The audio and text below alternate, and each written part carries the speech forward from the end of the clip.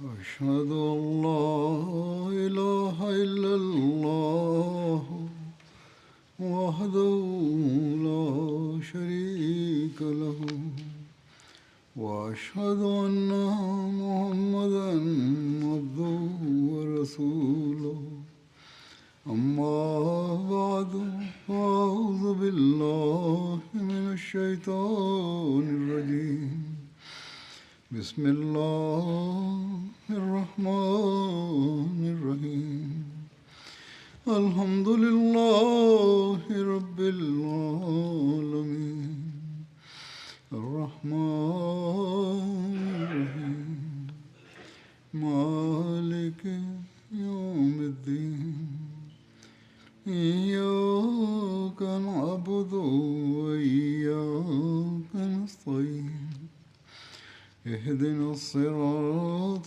المستقيم صراط الذين أنعمت عليهم غير المغضوب عليهم ولا الضالين. பெருமானார் ஸல்லல்லாஹு அலைஹி வஸல்லம் அவர்களின் காலத்தில் நிகழ்ந்த பல்வேறு படையெடுப்புகள் பற்றிய குறிப்பு எடுத்துரைக்கப்பட்டு கொண்டிருந்தது.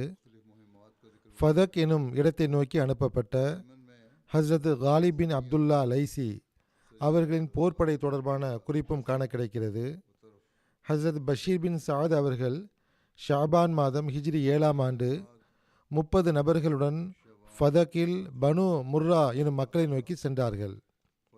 பனு முர்ரா மக்கள் ஹஸ்ரத் பஷீர் பின் சாத் அவர்களின் அனைத்து தோழர்களையும் ஷஹீதாக்கிவிட்டார்கள். இதை பற்றிய குறிப்பு ஏற்கனவே கூறப்பட்டு விட்டது. பெருமானார் ஸல்லல்லாஹு அலைஹி வஸல்லம் அவர்களுக்கு ஹஸ்ரத் பஷீர் பின் சாத் அவர்களின் தோழர்களுடைய ஷஹாதத்துடைய செய்தி கிடைத்தபோது அன்னார் ஹஸ்ரத் ஜுபைர் பின் அவாம் அவர்களை ஆயத்தம் செய்தார்கள். நீங்கள் புறப்படுங்கள், ஹஸ்ரத் பஷீர் பின் சாத் அவர்களுடைய தோழர்கள் ஷஹீதாக்கப்பட்ட இடத்திற்கு செல்லுங்கள். அல்லாஹ் உங்களுக்கு வெற்றியை வழங்கினால் அவர்கள் எவரையும் விடாதீர்கள் என்று கூறினார்கள். அதாவது எந்த எதிரிகள் அநியாயம் செய்தார்களோ, கொலை செய்தார்களோ, முஸ்லிம்களை ஷஹீதாக்கினார்களோ அவர்களை விடாதீர்கள் என்றார்கள். பெருமானார் ஸல்லல்லாஹு அலைஹி வஸல்லம் அவர்கள் அவர்களுடன் அனுப்ப 200 சஹாபிகளை ஆயத்தம் செய்தார்கள். அவர்களுக்காக கொடியை கட்டினார்கள். ஹஸ்ரத் காலிப் அவர்கள் எதிரியை நெருங்கிய பிறகு ஒற்றனை அனுப்பி வைத்தார்கள். அதாவது ஹஸ்ரத் உல்பா பின் ஜைது அவர்களுடன் 10 நபர்களை எதிரிகள் முகாமிட்டிருந்த இடத்தை நோக்கி அனுப்பி வைத்தார்கள். அவர்கள் ஒரு கூட்டத்தை பார்த்தார்கள். பிறகு திரும்பி வந்து அனைத்து சூழ்நிலைகளையும் எடுத்து கூறினார்கள். ஹஸ்ரத் காலிப் அவர்கள் முன்னேறி சென்றார்கள். எந்த அளவுக்கு எதிரிக்கு அருகில் சென்று விட்டார்கள் என்றால் அவர்களை காண முடிந்தது. எதிரியோ நிம்மதியுடன் தூங்கிக் கொண்டிருந்தான். பிறகு அவர்கள் தம்முடைய தோழர்களிடம் ஒரு சொற்பொழிவு நிகழ்த்தினார்கள். ஏக இறைவனாகிய இணையற்ற அல்லாஹ்வின் அச்சத்தை மேற்கொள்ளுமாறு நான் உங்களுக்கு அறிவுரை கூறுகிறேன். மேலும் நீங்கள் எனக்கு கட்டுப்படுங்கள், எனக்கு மாறு செய்யாதீர்கள், என்னுடைய எந்த ஒரு கட்டளைக்கும் மாறு செய்யாதீர்கள். ஏனென்றால் எவர் கட்டுப்படுவதில்லையோ அவருடைய எந்த கருத்தும் ஏற்றுக்கொள்ளப்படாது என்று கூறினார்கள். இன்னொரு அறிவிப்பில் வருகிறது, ஹஸ்ரத் காலிப் அவர்கள் கூறினார்கள், நீங்கள் எனக்கு மாறு செய்யாதீர்கள். ஏனென்றால் பெருமானார் ஸல்லல்லாஹு அலைஹி வஸல்லம் அவர்கள் என்ன கூறியுள்ளார்கள் என்றால், எவர் என்னுடைய அமீருக்கு கட்டுப்படுவாரோ அவர் எனக்கு கட்டுப்பட்டவராவார், எவர் அவருக்கு மாறு செய்வாரோ அவர் எனக்கு மாறு செய்யக்கூடியவர் ஆவார். ஆகவே நீங்கள் எனக்கு கட்டுப்படவில்லை என்றால் நீங்கள் உங்களுடைய நபிக்கும் கட்டுப்படாதவர் ஆவீர்கள் என்று கூறினார்கள்.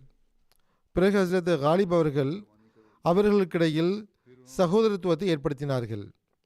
இன்ன நபரே நீங்கள் இன்ன நபருடன் சேர்ந்து கொள்ளுங்கள், இன்ன நபரே நீங்கள் இன்ன நபருடன் சேர்ந்து கொள்ளுங்கள் என்று கூறியவாறு உங்களில் ஒருவர் தம்முடைய சகோதரரை விட்டு தனியாகிவிட வேண்டாம். உங்களில் ஒருவர் என்னிடத்தில் வரும்போது நான் அவருடைய தோழர் எங்கே என்று கேட்டால் தமக்கு தெரியவில்லை என்று அவர் கூறக்கூடியவராக இருக்க வேண்டாம். நான் தக்பீர் கூறும்போது நீங்களும் என்னுடன் தக்பீர் கூறுங்கள் என்று கூறினார்கள்.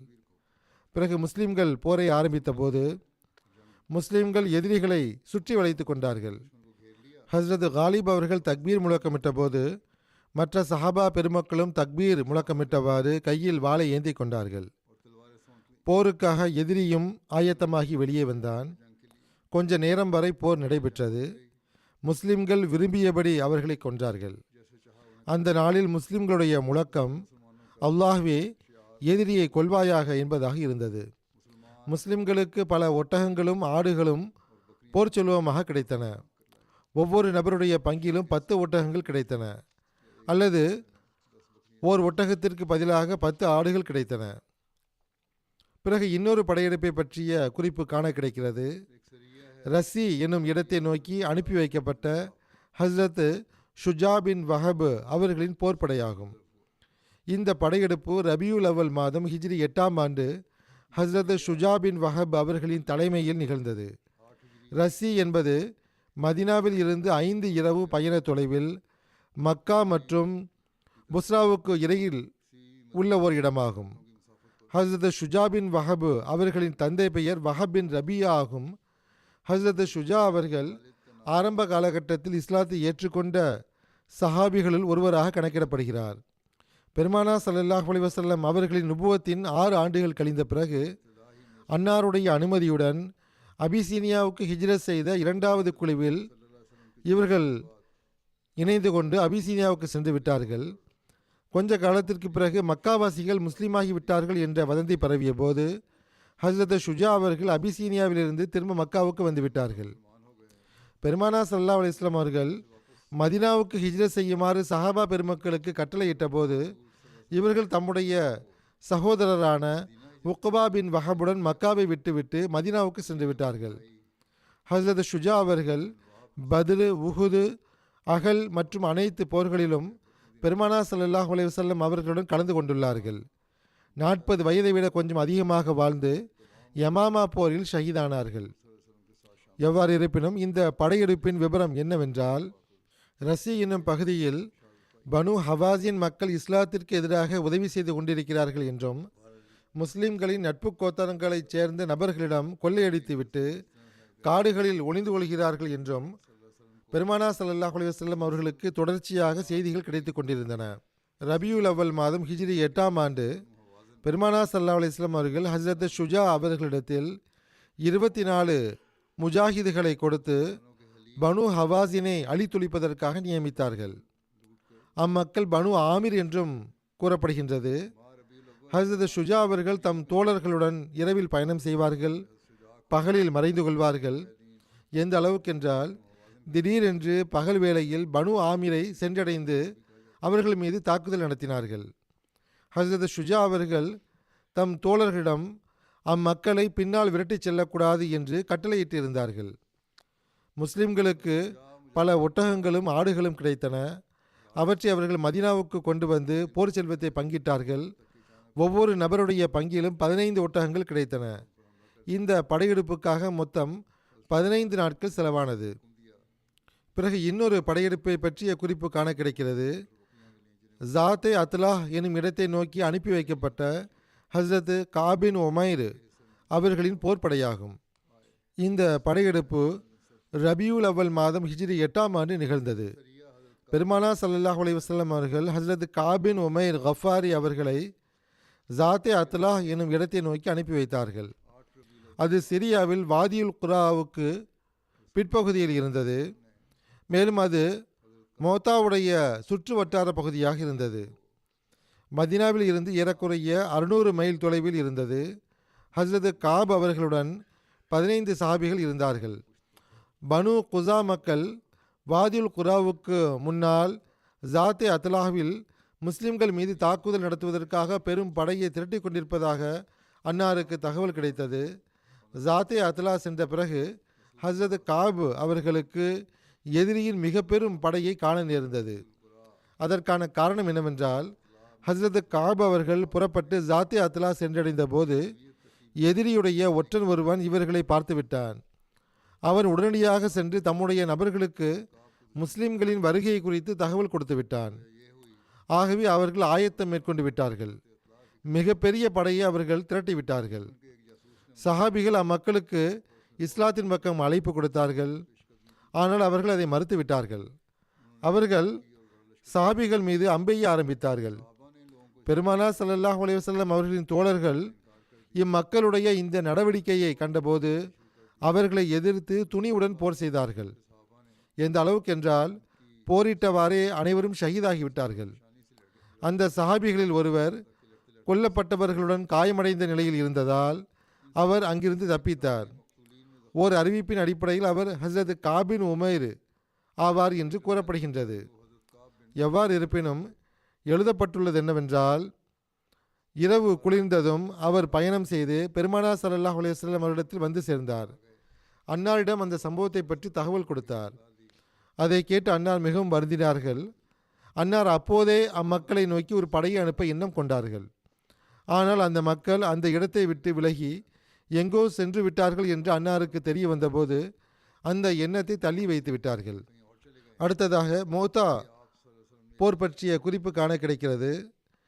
இது ஜமாதியுல் ஊலா மாதத்தில் ஹிஜ்ரி 8ஆம் ஆண்டு, அதாவது கிபி 629ஆம் ஆண்டு செப்டம்பர் மாதம் நிகழ்ந்தது. மோத்தா என்பது சிரியாவின் எல்லைப் பகுதியில் பல்கா எனும் பகுதியில் உள்ள ஒரு குடியிருப்பாகும். மதினாவிலிருந்து ஏறக்குறைய 600 மைல் தொலைவில் இருந்தது. இந்த போர் ஜைஷுல் உமரா போர் என்றும் அழைக்கப்படுகிறது. ஏனென்றால் பெருமானார் ஸல்லல்லாஹு அலைஹி வஸல்லம் அவர்கள் இந்த படை புறப்படுவதற்கு முன்பு அதற்கு ஒன்றை விட அதிகமான தளபதிகளை நியமித்தார்கள். இந்த போருக்கான காரணம் குறித்து எழுதப்பட்டுள்ளதாவது, பெருமானார் ஸல்லல்லாஹு அலைஹி வஸல்லம் அவர்கள் ஹஸ்ரத் ஹாரிஸ் பின் உமைர் அவர்களிடம் தம் கடிதத்தை கொடுத்து அவர்களை புஸ்ராவுடைய ஆளுநரிடம் தூதுவராக அனுப்பி வைத்தார்கள். அவர் மோத்தா என்ற இடத்தை அடைந்தபோது ஷுரஹ்பீல் பின் அம்ரு கஸானி என்பவன் அவரிடத்தில் வந்து, எங்கே செல்கிறீர்கள் என்று கேட்டான். சிரியாவுக்கு செல்கிறேன் என்று அவர்கள் கூறினார்கள். நீங்கள் முஹம்மது ரசூலுல்லாஹ் ஸல்லல்லாஹு அலைஹி வஸல்லம் அவர்களின் தூதுவரா என்று கேட்டான்.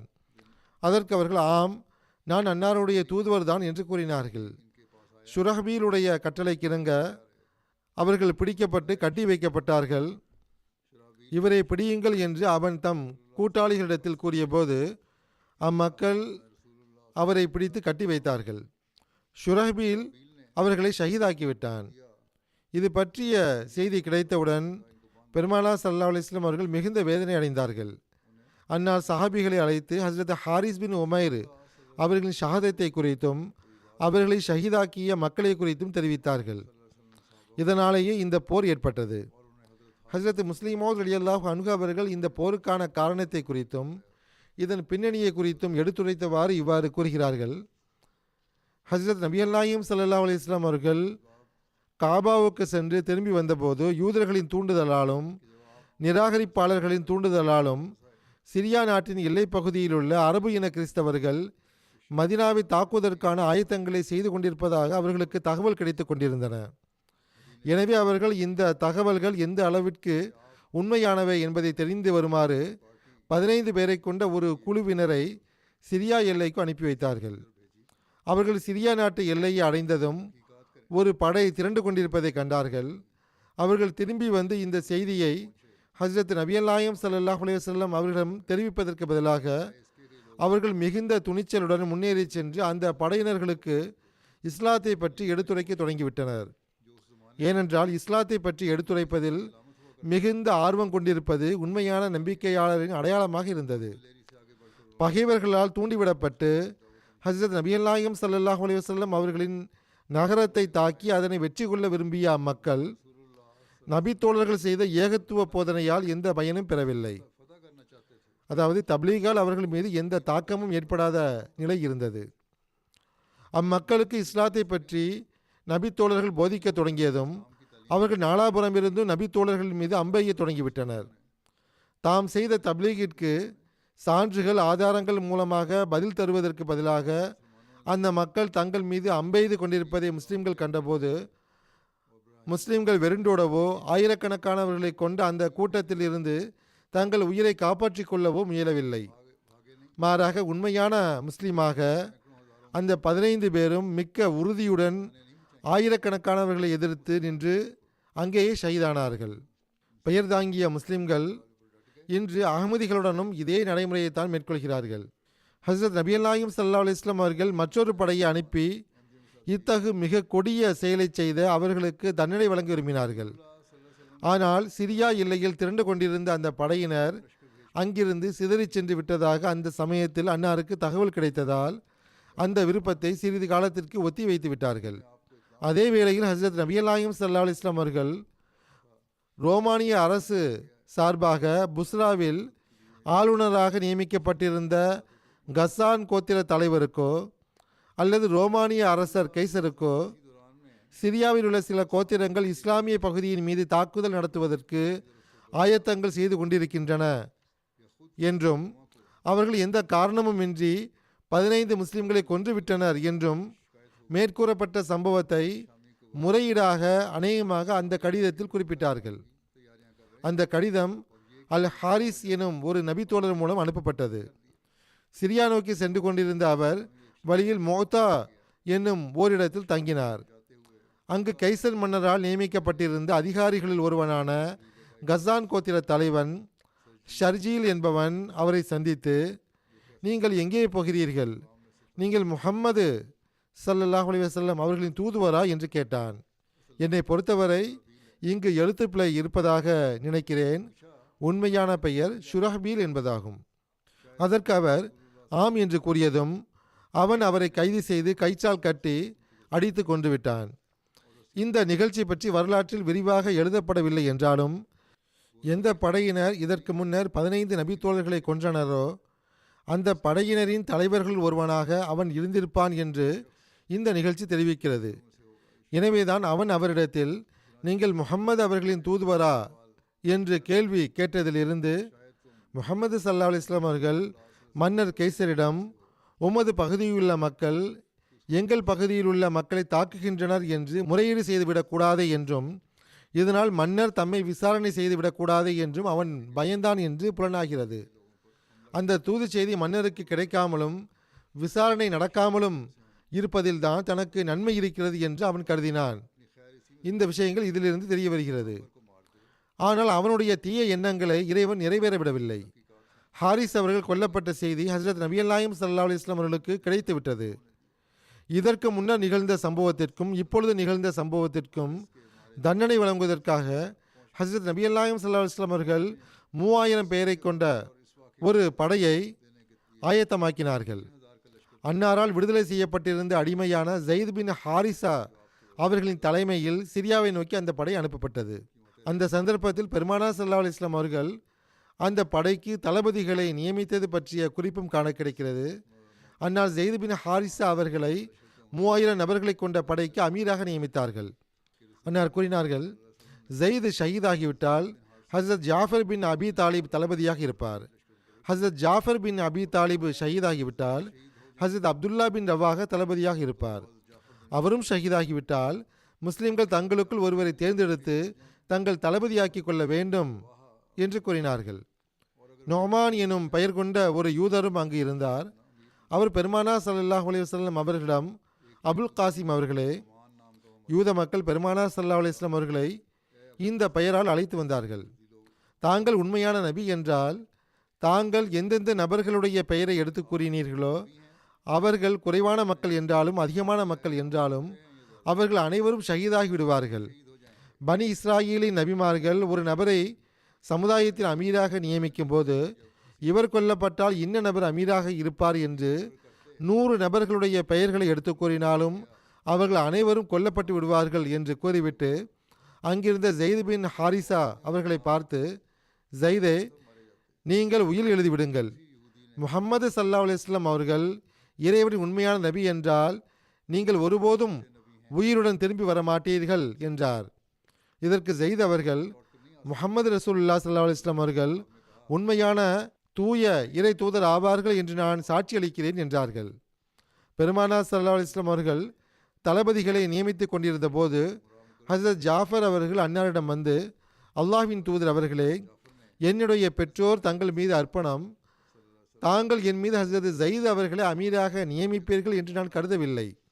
நானோ உயர்வான குடும்பத்தை சார்ந்தவனாவேன். என்னை நியமிக்கவில்லையே என்று கேட்டார்கள்.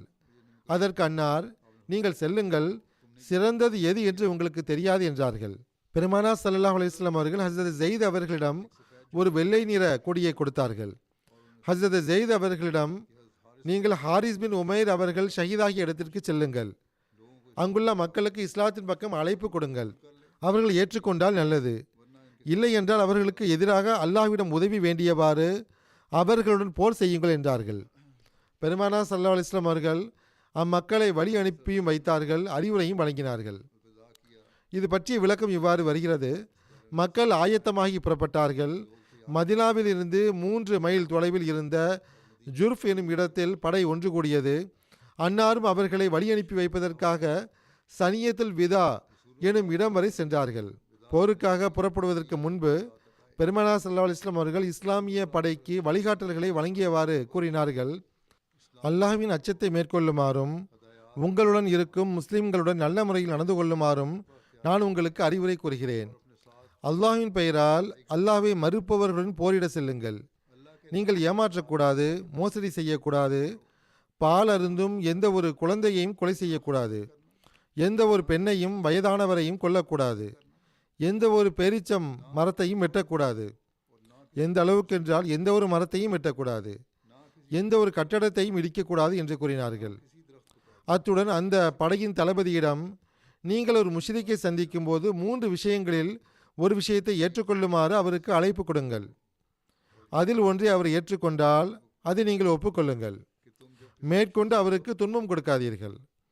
அவர் தம் நகரத்தை விட்டுவிட்டு முஹாஜிர்களுடைய நகரத்திற்கு இடம் மாறி வந்துவிட வேண்டும் என்று அவருக்கு அழைப்பு கொடுங்கள். அவர் அவ்வாறு செய்துவிட்டால் முஹாஜிர்களுக்கு என்ன இருக்குமோ அதுவே அவர்களுக்கும் பொருந்தும் என்றும், முஹாஜிர்கள் மீது எது நிர்ணயிக்கப்படுமோ அது அவர்கள் மீதும் இருக்கும் என்றும் அவரிடம் கூறிவிடுங்கள். அவர்கள் இதை மறுத்துவிட்டால் அவர்கள் முஸ்லிம்களை விட்டு விலகி பாலைவனங்களை நோக்கி சென்றுவிட வேண்டும் என்று கூறுங்கள். அதாவது கிராமங்களுக்கு சென்றுவிட வேண்டும். மற்ற முஸ்லிம்களை குறித்து அல்லாஹ்வின் கட்டளை என்ன உள்ளதோ அதுவே அவர்களுக்கும் பொருந்தும். ஆனால் அவர்கள் முஸ்லிம்களுடன் சேர்ந்து போரில் கலந்து கொள்ளாதவரை அவர்களுக்கு போர் செல்வமோ ஃபே என அழைக்கப்படும் போர் செல்வமோ கிடைக்காது. அவர்கள் இதையும் மறுத்துவிட்டால் அவர்களிடம் ஜிஸ்யா வரியை கேளுங்கள். அவர்கள் இதை ஒப்புக்கொண்டால் அவர்களிடம் இருந்து அதை ஏற்றுக்கொள்ளுங்கள். அவர்களுக்கு துன்பம் கொடுப்பதை விட்டு விலகிக் கொள்ளுங்கள். அவர்கள் இதையும் மறுத்துவிட்டால் அவர்களுக்கு எதிராக அல்லாஹ்விடம் உதவி கேளுங்கள். அவர்களுக்கு எதிராக போர் செய்யுங்கள்.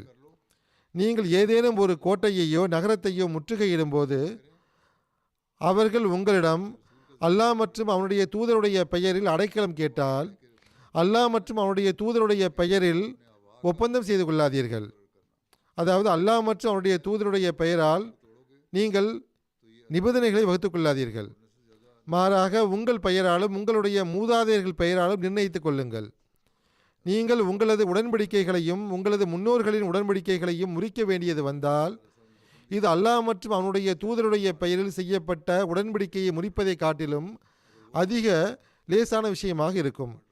ஹஸ்ரத் முஸ்லிமோ ரலியல்லாஹு அன்ஹு அவர்கள் இதன் விபரத்தை இவ்வாறு எடுத்துரைத்திருக்கிறார்கள். அன்னார் கூறுகிறார்கள், இந்த படைக்கு ஜெயித் பின் ஹாரிசா தளபதியாக இருப்பார். அவர் கொல்லப்பட்டால் ஜாஃபர் பின் அபி தாலிப் தளபதியாக இருப்பார். அவரும் கொல்லப்பட்டால் அப்துல்லா பின் ரவாஹா தளபதியாக இருப்பார்.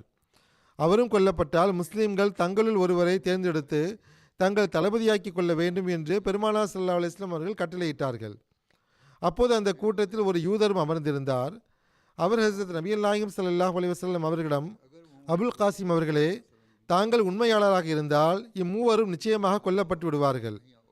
ஏனென்றால் இறைவன் தனது நபிமார்களின் வாயிலிருந்து வெளிவரும் வார்த்தைகளை நிறைவேற்றி விடுகிறான் என்று கூறிவிட்டு அங்கிருந்த ஜெயித் அவர்களை பார்த்து, நான் உங்களிடம் உண்மையாகவே ஒன்றை கூறிக்கொள்கிறேன். முஹம்மது ஸல்லல்லாஹு அலைஹி வஸல்லம் அவர்கள் இறைவனின் உண்மையான நபி என்றால் நீங்கள் ஒருபோதும் உயிருடன் திரும்பி வர மாட்டீர்கள் என்றார். இதற்கு ஜெயித் அவர்கள், நான் திரும்பி வந்தாலும் வராவிட்டாலும் முஹம்மது ரசூலுல்லாஹி ஸல்லல்லாஹு அலைஹி வஸல்லம் அவர்கள் இறைவனின் உண்மையான தூதரே ஆவார்கள் என்று பதிலளித்தார்கள். மறுநாள் காலை அந்த படை புறப்பட்டது.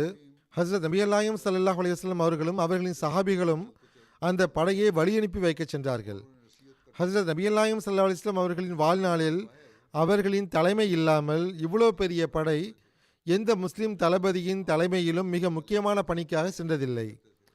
அந்த படையை வழியனுப்புவதற்காக அதனுடன் சென்று கொண்டிருந்த பெருமானார் ஸல்லல்லாஹு அலைஹி வஸல்லம் அவர்கள் அந்த படையினருக்கு அறிவுரைகள் கூறிக்கொண்டே சென்றார்கள். இறுதியாக மதீனாவுக்கு வெளியே ஓரிடத்தில் எந்த இடத்திலிருந்து பெருமானார் ஸல்லல்லாஹு அலைஹி வஸல்லம் அவர்கள் தமது ஹிஜ்ரத்தின் போது மதீனாவுக்குள் நுழைந்தார்களோ, மேலும் பொதுவாக எந்த இடத்திலிருந்து மதீனாவாசிகள் தங்கள் விருந்தினர்களை வழியனுப்பி கொண்டிருந்தார்களோ அந்த இடத்தில் அவர்கள் நின்று அந்த படையினர்களுக்கு இவ்வாறு அறிவுரை கூறினார்கள். நீங்கள் எப்போதும் இறையச்சத்துடன் நடந்து கொள்ளுங்கள். உங்களுடன் உள்ள முஸ்லிம்களிடம் மிக நல்ல முறையில் நடந்து கொள்ளுங்கள்.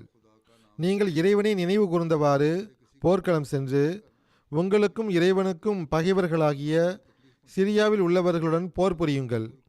நீங்கள் சிரியாவை அடைந்ததும் அங்கு வணங்குமிடங்களில் அமர்ந்து இறைவனை தியானம் செய்து கொண்டிருப்பவர்களை நீங்கள் காண்பீர்கள். நீங்கள் அவர்களிடம் எந்த குறுக்கீடும் செய்யக்கூடாது, அவர்களை துன்புறுத்தக்கூடாது. பகைவர்களின் நாட்டில் உள்ள எந்த பெண்ணையும் கொல்லக்கூடாது, எந்த பிள்ளைகளையும் கொல்லக்கூடாது, எந்த முதியவரையும் கொல்லக்கூடாது, எந்த மரத்தையும் வெட்டக்கூடாது, எந்த கட்டடத்தையும் இடிக்கக்கூடாது. இவ்வாறு அறிவுரை கூறிவிட்டு பெருமானார் ஸல்லல்லாஹு அலைஹி வஸல்லம் அவர்கள் அங்கிருந்து திரும்பினார்கள். இஸ்லாமிய படை சிரியாவை நோக்கி புறப்பட்டது. ஹஸ்ரத் முஸ்லிமோர் ரலியல்லாஹு அன்ஹு அவர்கள் இன்னொரு இடத்தில் இதன் விளக்கத்தை எழுதியவாறு இவ்வாறு கூறுகிறார்கள். முழு சம்பவத்தையும் எடுத்துரைத்த பிறகு அன்னார் கூறுகிறார்கள், அல்லாஹ்வின் ஞானத்திற்கேற்ப அந்த சம்பவம் முற்றிலும் அவ்வாறே நிகழ்ந்தது. அதாவது ஷஹீதாகக்கூடிய தளபதிகளை குறித்து பெருமானார் ஸல்லல்லாஹு அலைஹி வஸல்லம் அவர்கள் என்ன கூறினார்களோ அது அவ்வாறே நிகழ்ந்தது. முதலில் ஹஸ்ரத் ஜயீத் அவர்கள் ஷஹீதானார்கள். அதற்கு பிறகு ஹஸ்ரத் ஜாஃபர் அவர்கள் படையின் பொறுப்பை எடுத்துக்கொண்டார்கள். அவர்களும் ஷஹீதானார்கள். அவர்களுக்கு பிறகு ஹஸ்ரத் அப்துல்லா பின் ரவாகா அவர்கள் படையின் பொறுப்பை எடுத்துக்கொண்டார்கள். அவர்களும் கொல்லப்பட்டார்கள். விரைவில் இஸ்லாமிய படை சிதறுண்டு போகக்கூடிய வாய்ப்பு ஏற்பட்டது. அப்போ ஹஸ்ரத் ஹாலித் பின் வலீத் அவர்கள் சில முஸ்லீம்களின் வேண்டுகோளுக்கு இணங்க இஸ்லாமிய கொடியை தமது கையில் பிடித்து கொண்டார்கள். அல்லாஹ் இவர்கள் மூலமாக முஸ்லிம்களுக்கு வெற்றியை வழங்கினான். அவர்கள் நலமுடன் படையை அழைத்து கொண்டு திரும்ப வந்தார்கள். இந்த குறிப்பு இன்னும் தொடர்கிறது. இன்ஷா அல்லாஹ் இனி வரக்கூடிய காலத்திலும் தொடரும். இப்போது நான் ஒரு ஷஹீதை பற்றியும் சில மர்ஹூம்களின் நட்குறிப்பை பற்றியும் எடுத்துரைக்க விரும்புகின்றேன். இவர்களின் ஜனாசா தொழுகையை வெளியே தொலை வைப்பேன் இன்ஷா அல்லாஹ். கடந்த வாரம் கராச்சியில் லைக் அகமது சீமா சாஹிப் என்பவர் ஷஹீதாக்கப்பட்டார். இவர் சௌத்ரி நசீர் அகமது சீமா சாஹிப் அவர்களின் மகன் ஆவார்கள். ஏப்ரல் 18ஆம் தேதி ஷஹீதாக்கப்பட்டுள்ளார்கள். இன்னா லில்லாஹி வ இன்னா இலைஹி ராஜிஊன். ஒரு கூட்டம் அவர்கள் மீது தாக்குதல் நடத்தி மிகவும் கொடூரமான முறையில் ஷஹீதாக்கியுள்ளது. மர்ஹூமுடைய வயது 47 இருந்தது.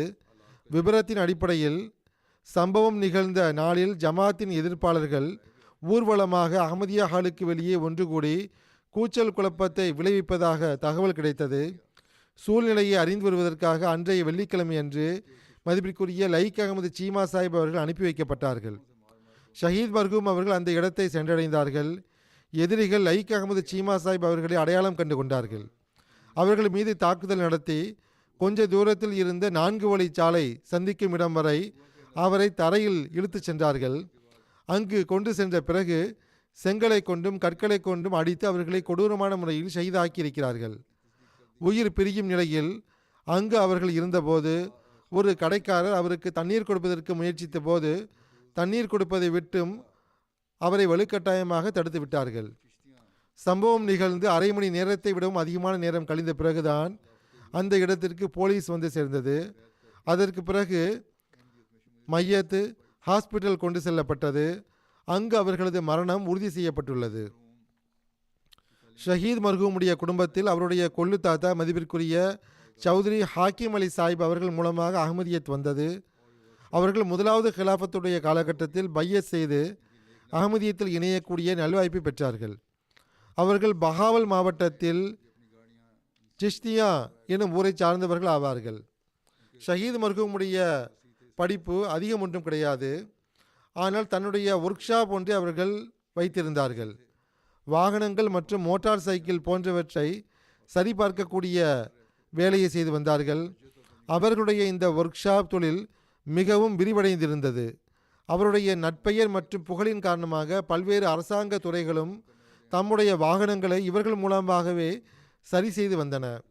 இதன் காரணமாக இவர்களுடைய சமூக தொடர்புகளும் மிகவும் விரிவானதாக இருந்தது. அல்லாஹ்வின் அருளால் ஷஹீத் அவர்கள் வசிய செய்திருந்தார்கள்.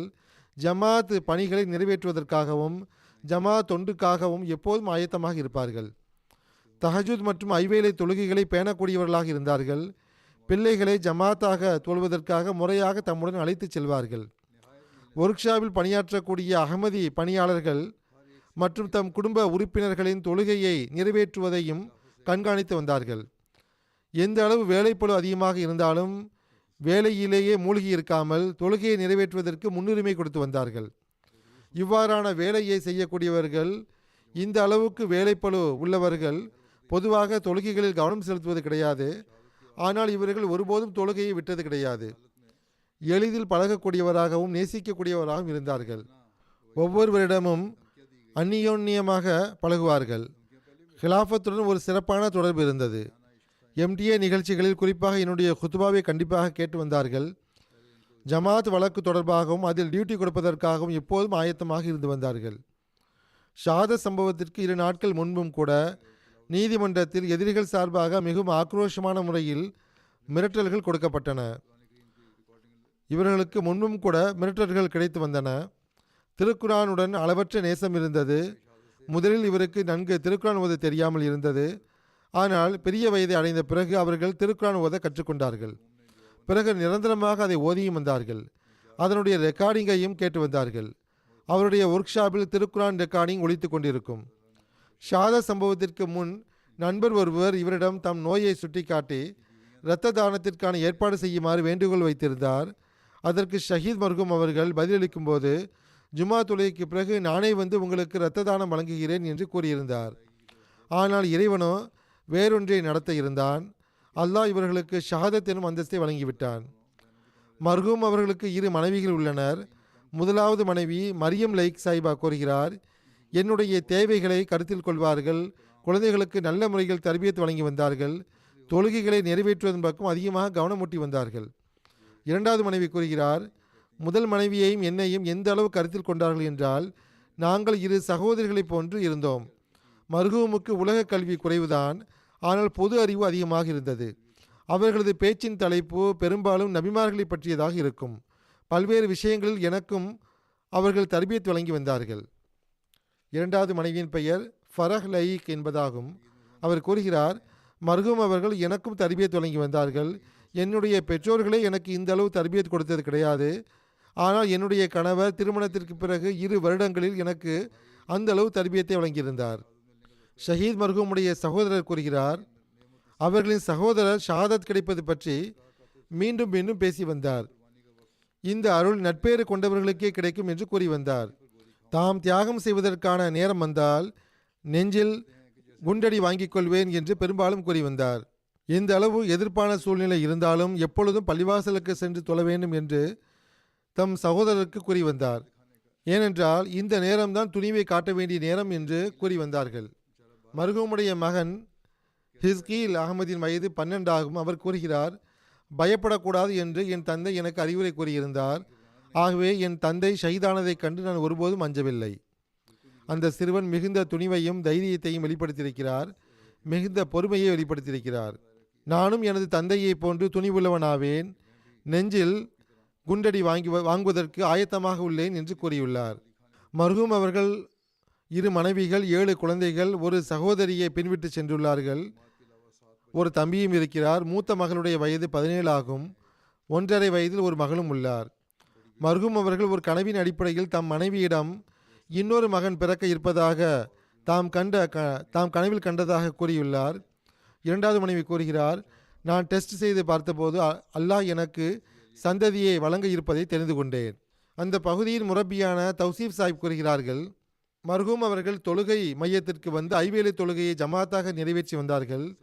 தஹஜ்ஜுத் தொழக்கூடியவராகவும் நஃபீலான இறைவணக்கங்களை நிறைவேற்றக்கூடியவராகவும் ஹிலாஃபத்திற்கு கட்டுப்படக்கூடியவராகவும் ஏழைகளை கருத்தில் கொள்ளக்கூடியவராகவும் அல்லாஹுடைய உரிமைகள் மற்றும் அல்லாஹ்வின் அடியார்களுடைய உரிமைகள் ஆகியவற்றை இயன்ற அளவு செலுத்துவதற்கு முயற்சி செய்யக்கூடியவராகவும் இருந்தார்கள். செல்லும் வழியில் தேவையுடையவர்களுக்கு ஏதாவது உதவி தேவை என்றால் உடனடியாக உதவி செய்யக்கூடியவர்களாக இருந்தார்கள். வழியில் எவருடைய வாகனமாவது பழுதடைந்து இருப்பதை பார்த்தால் அங்கு நின்று அவர்களுக்கு உதவி செய்வார்கள். தேவையுடையவர்களுக்கு மறைவாக உதவி செய்து வந்தார்கள். நன்மைகளில் நிலைத்திருக்கக்கூடியவர்களாகவும் எல்லா வகையிலும் தன்னலமற்ற முறையில் தொண்டாற்றி வந்தார்கள். இறை இருப்பின் மீது முழுமையான நம்பிக்கை வைத்திருந்தார்கள். தம்முடைய ஒவ்வொரு வேலையையும் வெற்றியையும் இறை அருளின் விளைவு என்றே கருதி வந்தார்கள். சூழ்நிலை எந்த அளவு நெருக்கடியாக இருந்த போதிலும், எதிர்ப்பு இருந்த போதிலும், எப்பொழுதும் தொழுகைகளை குறித்த நேரத்தில் தொழுகை மையத்திற்கு வந்து ஜமாத்தாக நிறைவேற்றி வந்தார்கள். மென்மையான இயல்புடையவராக இருந்தார்கள். யாராவது கோபத்தில் எதையாவது பேசினால் அமைதியாக இருப்பார்கள். திரும்ப அவருக்கு பதிலடி கொடுக்க மாட்டார்கள். மாறாக சிரித்தவாறு அந்த சபையை விட்டு சென்று விடுவார்கள். செக்ரட்டரி மால் சாஹிப் அல்லது சதர் ஜமாத் கூறுகிறார், ஒரு முறை எங்களது கணக்கு வழக்கு தவறாக இருந்தது.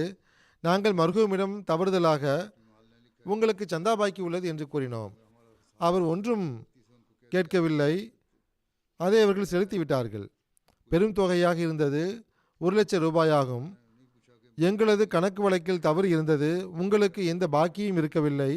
நீங்கள் அதிகமாக செலுத்திவிட்டீர்கள் என்று பிறகு நாங்கள் அவருக்கு தகவல் தெரிவித்த போது, பரவாயில்லை, நான் இறைவழியில் கொடுத்து விட்டேன், அதை திரும்ப வாங்க மாட்டேன் என்று கூறிவிட்டார். மனைவி மக்களுடன் வெளிநாட்டுக்கு இடம்பெயர விரும்பியிருந்தார். முழுமையாக ஆயத்தம் மேற்கொண்டிருந்தார். அறிவிக்கக்கூடியவர் கூறுகிறார், ஒரு நாளுக்கு முன்பு அவர் என்னிடம் கூறும்போது, நாங்கள் வெளிநாட்டுக்கு இடம்பெயர இருக்கிறோம், அங்கு மார்க்க சுதந்திரம் உள்ளது, குழந்தைகளுக்கு பாங்கும் தக்பீரும் உரத்த குரலிலும் அழகிய முறையிலும் கற்றுக் கொடுக்க வேண்டும் என்று எனக்கு விருப்பம் உள்ளது. அங்கு சென்ற பிறகு நாங்கள் வீட்டில் ஜமாத்தாக தொழுவோம், முறையாக பாங்கு கொடுத்த பிறகு தொழுகையை நிறைவேற்றுவோம் என்று கூறினார். அல்லாஹ் ஷஹீதுடைய அந்தஸ்துகளை உயர்த்துவானாக, அவர்களுடைய மனைவி மக்களையும் தம் பாதுகாப்பில் வைப்பானாக, எதிரியை பிடிப்பதற்கான விரைவான ஏற்பாட்டை உருவாக்குவானாக. இன்றும் ஒரு தகவல் கிடைத்துள்ளது. கசூர் எனும் ஒரு கிராமத்தில் அகமது இளைஞர் ஒருவர் ஷஹீதாக்கப்பட்டுள்ளார் என்று. விவரங்கள் இன்னும் வந்தடையவில்லை. அல்லாஹ் அநியாயக்காரர்களை விரைவில் பிடிப்பதற்கான ஏற்பாட்டை செய்வானாக. அவர்களுக்கு இப்பொழுது அல்லாஹும மஸ்ஜிக்கும் குல்ல முமஸ்ஸகின் வ சஹீக்கும் தஸ்ஹீகா என்ற இந்த துவாதான் உள்ளது. இரண்டாவது நட்குறிப்பு டாக்டர் மஸ்ஊதுல் ஹசன் சாஹிபின் மனைவியாகிய அமத்துல் முசவிர் நூரி சாஹிபா அவர்களுடையதாகும். இவர்கள் கடந்த நாட்கள் வஃபாத்தாகி இருக்கிறார்கள். இன்னாலில்லாஹி வ இன்னா இலைஹி ராஜிஊன். மர்ஹூமா அவர்கள் ஹஸ்ரத் மிர்சா ஷரீஃப் அஹமத் சாஹிப் அவர்களின் மகன் வழி பேத்தியும், ஹஸ்ரத் நவாப் அமத்துல் ஹஃபீஸ் பேகம் சாஹிபா அவர்களின் மகள் வழி பேத்தியும், மிர்சா தாவூத் அஹமத் சாஹிப் அவர்களின் மகளும் ஆவார்கள். அல்லாஹ்வின் அருளால் வசிய செய்திருந்தார்கள். இவர்கள் எனக்கு என் தந்தையின் சகோதரருடைய மகள் என்ற முறையில் எனக்கு சகோதரியாகவும் இருந்தார்கள். டாக்டர் மஸ்ஊதுல் ஹசன் சாஹிப் கூறுகிறார்கள், எங்களுடைய திருமண பேச்சை ஹஸ்ரத் 3வது கலிஃபத்துல் மஸீஹ் ரஹிமஹுல்லா அவர்களை பேசி முடித்தார்கள். ஹுசூர் அவர்கள் அவர்களிடமும் கேட்கவில்லை, அவர்களின் பெற்றோரிடமும் கேட்கவில்லை. என்னுடைய தந்தையிடம் அவருக்கு நான் திருமணம் நடத்தி வைக்கட்டுமா என்று என்னை குறித்து கேட்டார்கள். அந்த சந்தர்ப்பத்தில் கர்னல் தாவூத் சாஹிப் மற்றும் அவர்களின் மனைவியிடம் ஹஸ்ரத் 3வது கலிஃபத்துல் மஸீஹ் அவர்கள் இந்த வரனை கொண்டு வந்தபோது, நாங்கள் சில நாட்கள் இஸ்திகாரா செய்கிறோம் என்று அவர்கள் வேண்டினார்கள். அப்போது ஹஸ்ரத் 3வது கலிஃபத்துல் மஸீஹ் அவர்கள், நான் ஏற்கனவே இஸ்திகாரா செய்துவிட்டேன், இப்பொழுது மேற்கொண்டு இஸ்திகாரா செய்ய வேண்டிய தேவை கிடையாது, திருமணத்தை நடத்தி வையுங்கள் என்று கூறினார்கள். எவ்வாறு இருப்பினும் திருமணம் நடைபெற்றது. டாக்டர் சாஹிப் கூறுகிறார்கள், அல்லாஹ்வின் அருளால் 51 வருட மன வாழ்க்கை மிகவும் அன்புடனும் நேசத்துடனும் கட்டுப்படுதலுடனும் நட்புடனும் இருந்தது. தொழுகை மற்றும் இறை வணக்கங்களை பேணக்கூடியவர்களாக மர்ஹூமாய் இருந்தார்கள். ஏழைகளை பராமரிக்கக்கூடியவர், விருந்தோம்பல் செய்யக்கூடியவர், இறைவன் மீது அதிக நம்பிக்கை வைத்திருந்தவராக இருந்தார்கள். சில வருடங்களாக திருக்குரானை ஆழமாக சிந்தித்து ஓதக்கூடிய ஆர்வம் ஏற்பட்டிருந்தது. ஜமாத்தின் பல்வேறு ஆலிம்களிடம் பெரும்பாலும் கேள்விகளை கேட்டறிந்து வந்தார்கள். பல்வேறு மார்க்கங்களை குறித்து படிக்கக்கூடிய ஆர்வமும் இருந்தது. டாக்டர் மஸ்ஊத் ஹசன் சாஹிப் கூறுகிறார், என்னுடைய வக்ஃபு மற்றும் என்னுடைய கல்வி ஆகியவற்றில் மர்ஹூமாவுடைய பெரும் பங்களிப்பு இருந்தது. ஏதாவது மகிழ்ச்சியின் சந்தர்ப்பமாக இருந்தாலும் அல்லது எங்கேயாவது உலாவுவதற்காக செல்ல வேண்டிய இருந்தாலோ, அப்போது எனக்கு ஹாஸ்பிட்டலுடைய எமர்ஜென்சி வேலை வந்துவிட்டால் அவர்கள் அதை தியாகம் செய்து விடுவார்கள். நானும் செல்ல மாட்டேன் என்று கூறிவிடுவார்கள். அவ்வாறு கடந்த 3-4 வருடங்களாக கடுமையாக நோய்வாய்ப்பட்டு இருந்தார்கள். மிக பொறுமையுடன் தமது நோயையும் துன்பத்தையும் பொறுத்து கொண்டார்கள். ஒருபோதும் அதை அவர் வெளிப்படுத்தியது கிடையாது. மர்ஹூமாவுடைய மகன் டாக்டர் ஹாலிது நூரி சாஹிப் அவர்கள் அமெரிக்காவில் இருக்கிறார்கள். அவர்களும் வக்ஃபே அர்ஜிக்காக ஃபஸ்லே உமர் ஹாஸ்பிட்டலுக்கு வருவதுண்டு. அவர் கூறுகிறார், என்னுடைய தாயார் ஜமாத்தின் களப்பற்ற ஒரு தொண்டராக இருந்தார். ஹிலாஃபத்துடன் அளவற்ற நேசமும் கொள்கை பிடிப்பும் வைத்திருந்தார். எப்பொழுதும் எந்த ஒரு வீணான விஷயத்திலும், அதாவது பொய் கூறுதல், புறம் கூறுதல், குறை கூறுதல் ஆகியவற்றில் ஈடுபட மாட்டார்கள். திருக்குரானை முழுமையான பொருளுடன் ஓதுவார்கள். ஹஸ்ரத் மசீமோத் அலைஹிஸ்ஸலாத்து வஸ்ஸலாம் அவர்களின் நூல்களையும் படித்து வந்தார்கள். தஸ்கிரா நூலையும் மிகவும் கவனமாக படித்து வந்தார்கள். அதை எல்லா நேரமும் தம்முடன் வைத்திருப்பார்கள். வரலாற்று கலைப்பொருட்களை ஒன்று திரட்டக்கூடிய ஆர்வமும் அவர்களுக்கு இருந்தது. அருங்காட்சியகத்தை பராமரிக்கக்கூடியவர்கள் மற்றும் ஆய்வாளர்களிடம் அதை குறித்து கலந்துரையாடல் செய்து வந்தார்கள். இந்த ஆர்வத்தில் அவர்கள் என்னையும் இணைத்திருந்தார்கள். ரப்வாவை சுற்றிலும், குறிப்பாக நதிக்கரை ஓரத்தில் மலைகளில் அவர்கள் சில விஷயங்களை கண்டுள்ளார்கள், தேடியுள்ளார்கள், நிலங்களையும் தோண்ட வைத்துள்ளார்கள். அவர்கள் இங்கு லண்டன் வரும்போதும் என்னிடமும் இதே விஷயங்களை தான் பேசி வந்தார்கள். அந்த பொருட்களை எனக்கு காட்டி வந்தார்கள். அவர்களுடைய மகன் மேற்கொண்டு எழுதுகிறார், வசதி குறைவான மக்களுடைய திருமணங்களில் முழுமையான முறையில் பொருளாதார உதவி செய்து வந்தார்கள். அனைத்து ஊழியர்களின் குழந்தைகளையும் கருத்தில் கொண்டார்கள். பெண் பிள்ளைகளுக்கு திருக்குரான் ஓத கற்றுக் கொடுப்பார்கள். அவர்களுடைய அனைத்து தேவைகளையும் நிறைவேறுவதை உறுதி செய்து வந்தார்கள். மக்களை சந்திக்கும் போது அவர்களின் முகம் மலர்ந்திருக்கும். மர்ஹூமாவுடைய மகள் முபாரக்கா கூறுகிறார், தாயாருக்கு வாசிக்கக்கூடிய ஆர்வம் அதிகமாக இருந்தது. ஹஸ்ரத் மசீமோத் அலைஹிஸ்ஸலாத்து வஸ்ஸலாம் அவர்களின் நூலாக இருந்தாலும், அல்லது கிறிஸ்தவர்கள் பற்றிய விஷயங்களாக இருந்தாலும், அல்லது இந்து மார்க்கத்தை பற்றிய நூல்களாக இருந்தாலும், பல்வேறு தலைப்புகளை கொண்ட நூல்களை படித்து வந்தார்கள். மேலும் அதை பற்றிய அதிகமான அறிவை அவர்கள் பெற்றிருந்தார்கள். வாழ்வை அர்ப்பணித்தவர்களுக்கு அதிகமாக கண்ணியம் அளித்து வந்தார்கள். எனது தந்தைக்கு அவர்கள் எப்பொழுதும் ஆதரவு கொடுத்து வந்தார்கள்.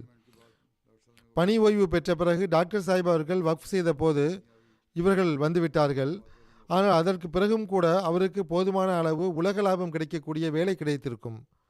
மகள் கூறுகிறார், என்னுடைய தந்தையின் அகமதி அல்லாத உறவினர்களும் இரங்கல் தெரிவிக்க வந்திருந்தார்கள்.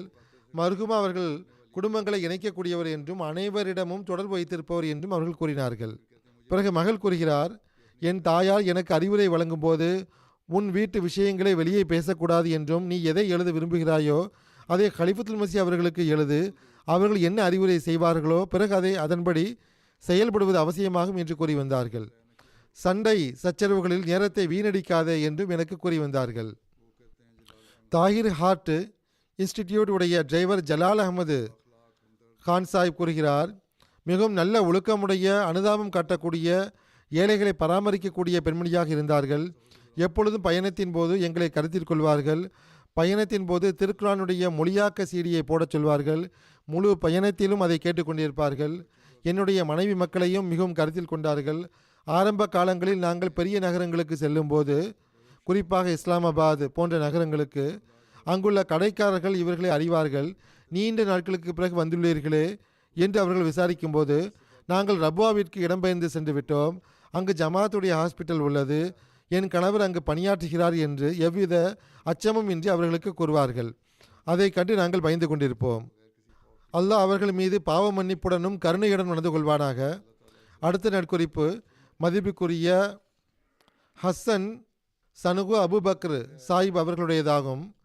புர்கினோ ஃபாசோவில் உள்ளூர் முபல்லிகாக இருந்தார்கள். கடந்த நாட்களில் 63 வயதில் ஒஃபாத்தாகி இருக்கிறார்கள்.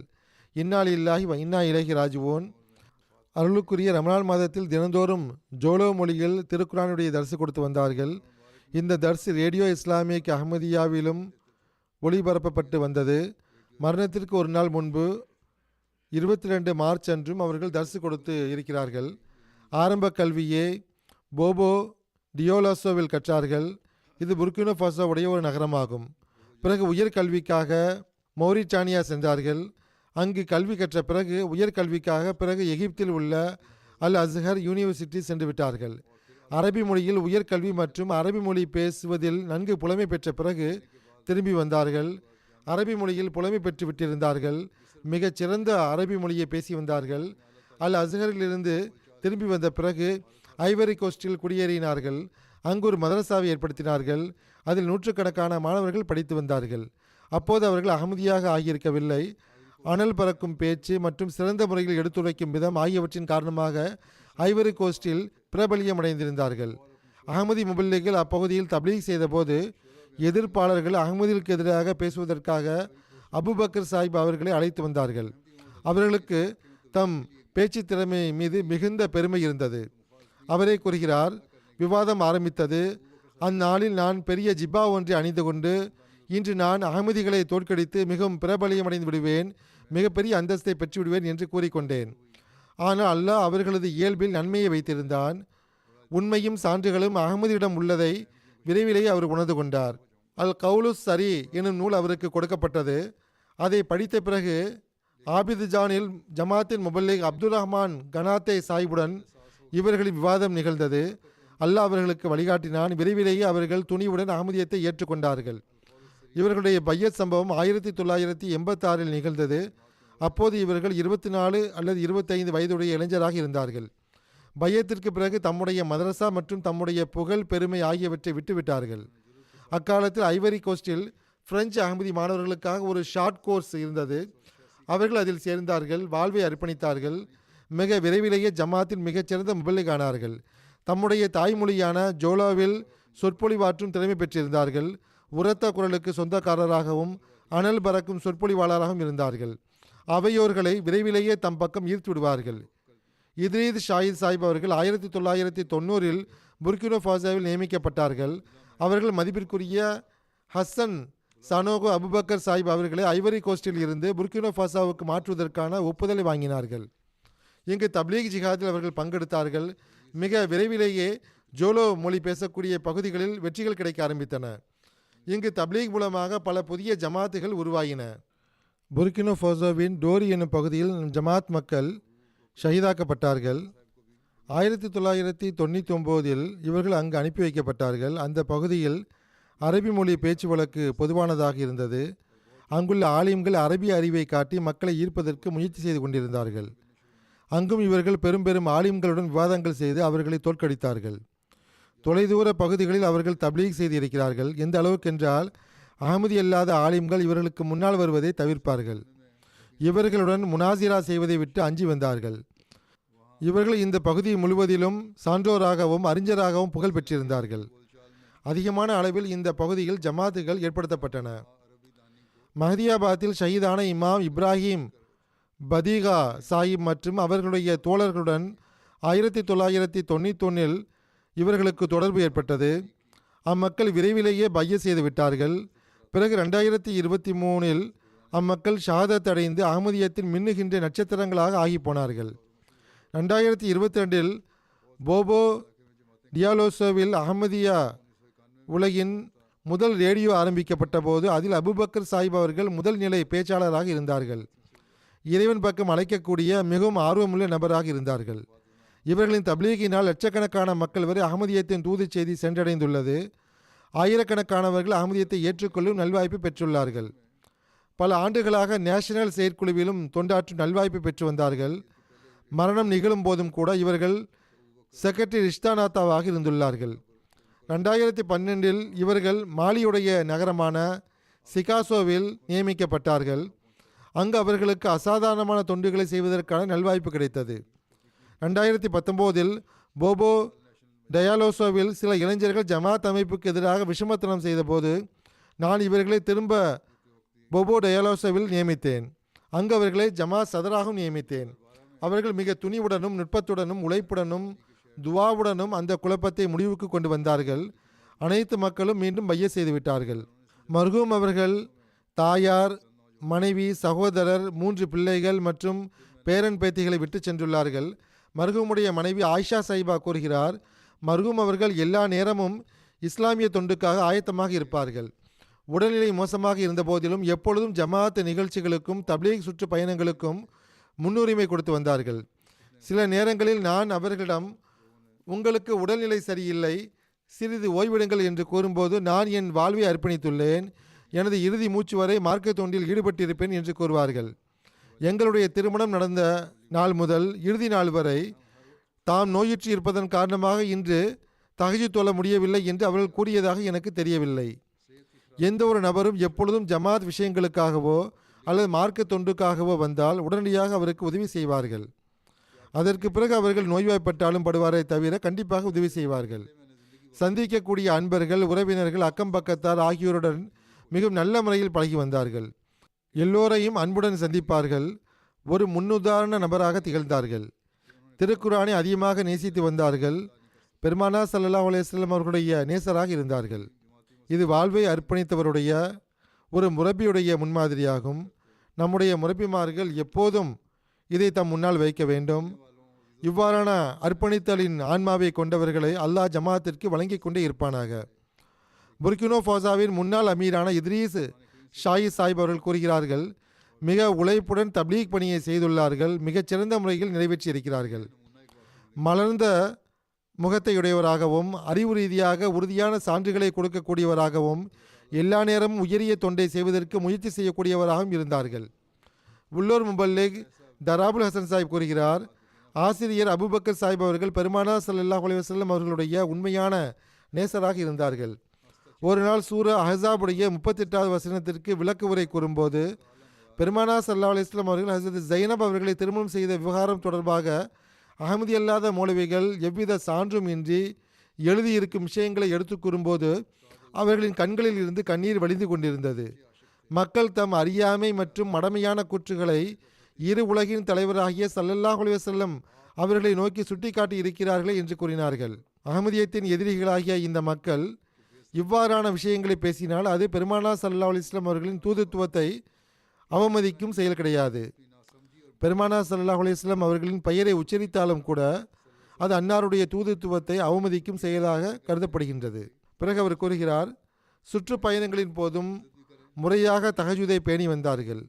ஹிலாஃபத்துடன் நன்றியுணர்வு மிகவும் அதிகமாக இருந்தது. எவராவது ஜமாத் அமைப்புக்கு எதிராக பேசினால் ஜமாத் அமைப்பை பாதுகாப்பதற்காக உருவிய வாளை போன்று முன்னால் வந்து விடுவார்கள். எப்பொழுதும் எவருடனும் பகைமையோ வெறுப்போ வைத்திருக்கவில்லை. அல்லாஹ் இவர்களின் அந்தஸ்துகளை உயர்த்துவானாக, இவர்களின் சந்ததிகளுக்கும் இவர்களின் நன்மைகளை தொடரக்கூடிய நல்வாய்ப்பை வழங்குவானாக, இவர்களின் துவாவுக்கான வாரிசாக அவர்களை ஆக்குவானாக.